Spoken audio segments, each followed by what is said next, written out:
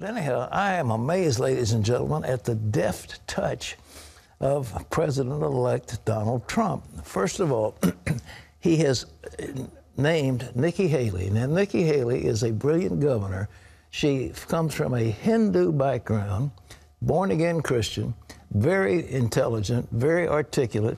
She would be sitting at the United Nations with the Indians and the Chinese and the Africans and the Muslims and all those people, and she would be perfect in that role. So he's picking her. Then, in order to get a balance in his administration, he's picking a dear friend of ours, Ben Carson, asking him to run HUD. Now, what does HUD do? HUD primarily guarantees loans. And Ben Carson grew up in the early days in the project area, I believe, of Detroit. So he'll know how to get involved in urban renewal, and that's what HUD does, housing and urban renewal. And so it would be a perfect fit for him, and it doesn't involve a whole lot of bureaucracy because what they do is guarantee billions of dollars worth of loans, and he'll be able to help people. Now, another guy they're talking about is a very charming Democrat. His name is Harold Ford, former congressman. He's been working on Wall Street, but they're talking about him as Transportation Secretary. Now, this is the agency that has Transportation Safety Administration, and they also set the mileage standards for cars. They have a whole panoply of things they do, but it would fit right in from somebody who knows Detroit. And as Trump has been saying, this guy is good for central casting. He looks so good. He's so photogenic, but also extremely intelligent. But he's a Democrat. So now we're looking at a minority. We're looking at a couple of African Americans. We're looking at a Democrat. And we're looking at a woman, by the way, the mayor, the former governor of Oklahoma, being in as Interior Secretary. I mean, he's getting the mix without trying. It's just simply amazing. And the remarkable thing is that the so-called depth of the bench the Republicans have is unbelievable. They have so many talented governors, so many talented people who are in the private sector who he can call on. But so far, I just take my hat off. The deftness of his selection has been unbelievable. Fascinating picks. And is it unusual to pick a Democrat to be in your cabinet? No, you put them in. I mean, they always have a token Democrat. You know, they had, LaHood, who was a Democratic congressman and I think is Secretary of Transportation. So you have that kind of thing. But it's a good thing to do. But the thing of it is he's so deft in picking people who are so qualified for these positions. The only thing that we're looking at now is Secretary of State. I think Rudy Giuliani would be the best pick, but I think he's tending toward former Governor Mitt Romney. And here again, that is interesting. That is just the most interesting choice. It really is. That's out there right now. Even Newt Gingrich this morning was saying he wasn't quite sure about that with the way Mitt acted. Well, he trashed him like unbelievable. I mean, he just went after him in the most scathing terms. And I know you have to kind of submerge some of your feelings, but there comes a time.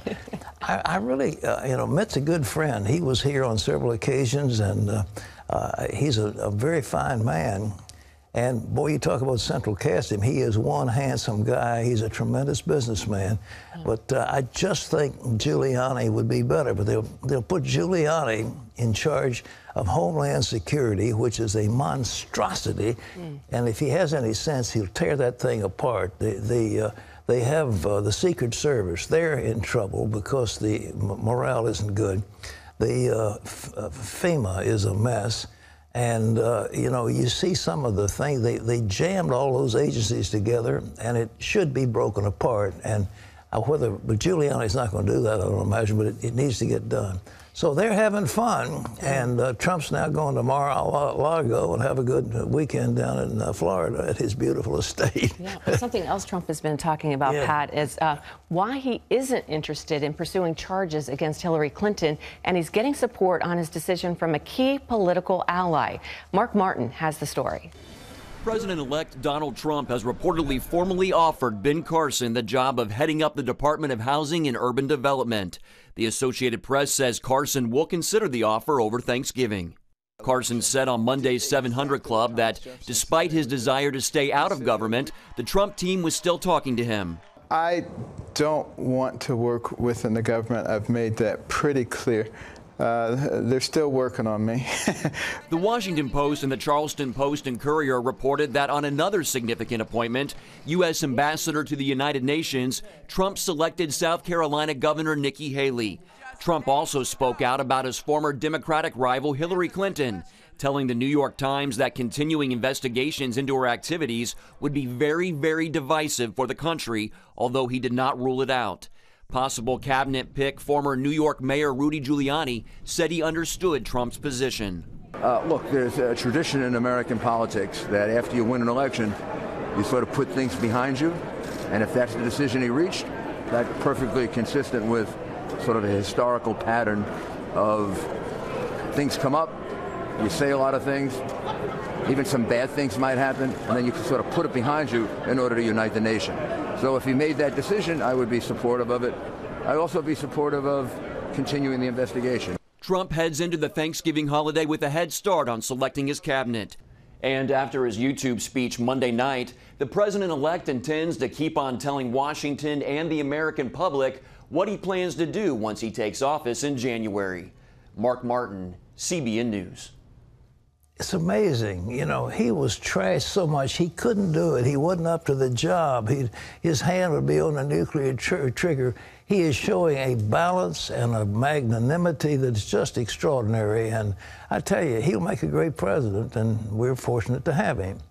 Well, you know, if you bake a cake and you don't agree with homosexuality and you won't bake a homosexual cake, then you get fined and a huge penalty is placed against you. But if you happen to be a fashion designer and you don't agree with the First Lady, then nothing happens to you when you say, I'm not going to dress the First Lady. And one of the fashion designers who helped Michelle Obama with her clothes for years has refused to do the same for Melania Trump. Ephraim Graham has this amazing story.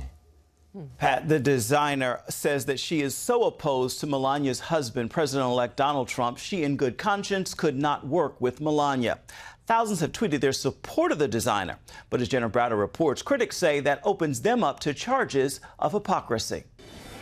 No one's likely to try to force the anti-Melania fashion designer to work with the incoming First Lady.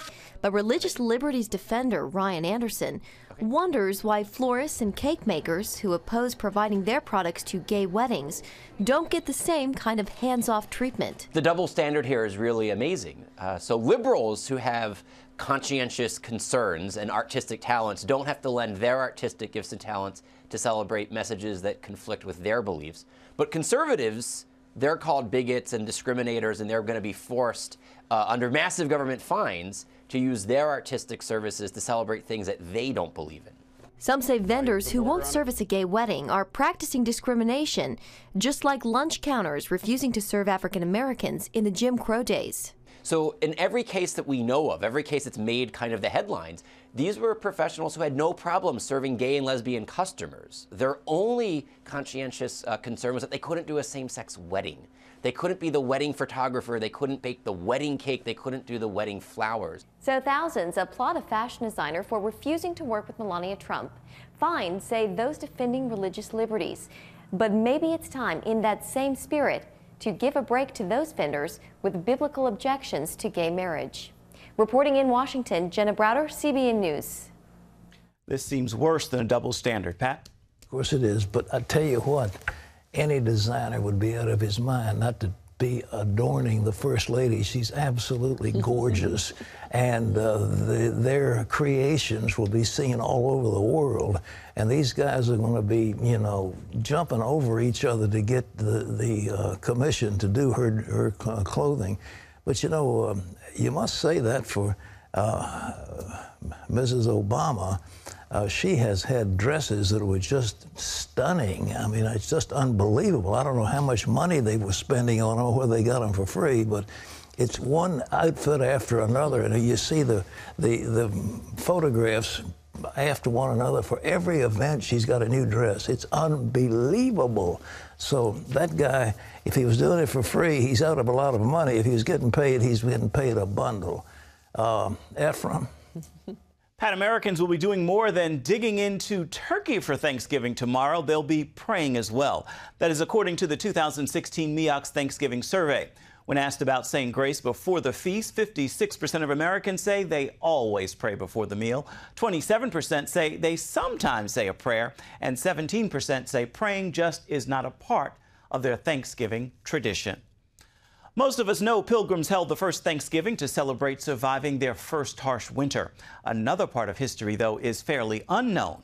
As Paul Strand reports from Plymouth, Massachusetts, an even more impressive miracle saved the Pilgrims and nearby Indian tribes just 2 years later. Plymouth, Massachusetts pulls out all the stops for Thanksgiving. A parade filled with historical reenactors, lots of bands, lots of floats, lots of cheer and fun. But it was a much more somber tone on the very first holiday. As Pilgrim reenactor Leo Martin reminds us, that's because Pilgrims in 1621 had survived a first tragic winter that killed 51 of their 102 people. And then their first crop after had thrived. And they thought that they ought to thank God for that. So they had a Thanksgiving. Martin and his wife run the faith-based Jenny Museum to keep the memory of our Pilgrim forefathers' faith alive. He related how the friendly Chief Massasoit brought 99 Braves to the first Thanksgiving, which turned into a 3-day celebration. They played games, they shot off guns, they had competitions, and really bonded, which is very important. Because you have to understand that because hunters came here before the Pilgrims and captured Indians as slaves, there was a little bit of animosity there. Then 1623 brought a drought that threatened to wipe out all the crops of Plymouth Plantation and nearby Indian tribes. Everything wilted. On a Wednesday morning, Governor Bradford turned to his people and he said, we need to get on our knees and have to ask God what we've done wrong. The settlers realized their colony, even their lives, were on the line. And they began to pray. 90 degrees, not a cloud in the sky. 9 in the morning they started, noontime nothing. 2 in the afternoon, 4 o'clock, a little cloud right above the plantation. And by 6 o'clock it began to rain. The miracle had begun over the plantation, but now God had to grant a special kind of rain. And I do not mean the kind of rain we're used to in Plymouth, the nor'easter where everything gets knocked down, but a soft, gentle rain fell on Plymouth Plantation for 2 weeks, and the crops were saved. Not only that, as nearby Indian chief Hobbamock watched, this miracle, this saving rain, initiated a huge leap forward in relations with the Pilgrims. And when he saw that happen, he went up to William Bradford and he said, Billy, I like your God. He saved your crops, and Hobbamock became a Christian. And that's when Hobbamock built his village right across the river from the Pilgrims, 3 years after the Pilgrims arrived, so he could be closer to his Christian friends and his Christian God. Some criticize the Pilgrims for not being as lively or actively witnessing as today's evangelicals, but Martin has great respect for these early settlers' Christianity. People say to me, the Pilgrims didn't evangelize. You know what they did? They lived their faith.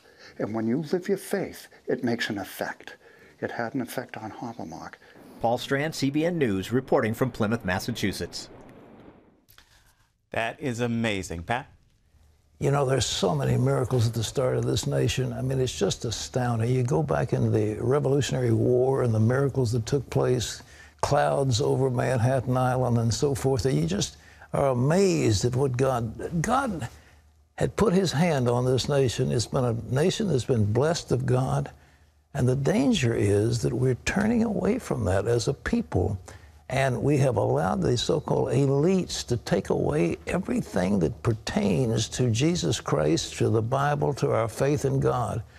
And Christians have just allowed themselves to be stripped of their heritage. And it's time that we say no more. We've got to get back to the roots that made this country great. And Thanksgiving would be a good time to do it, where we say, not only say grace, but we acknowledge that God Almighty rules in the affairs of men, and He is our God.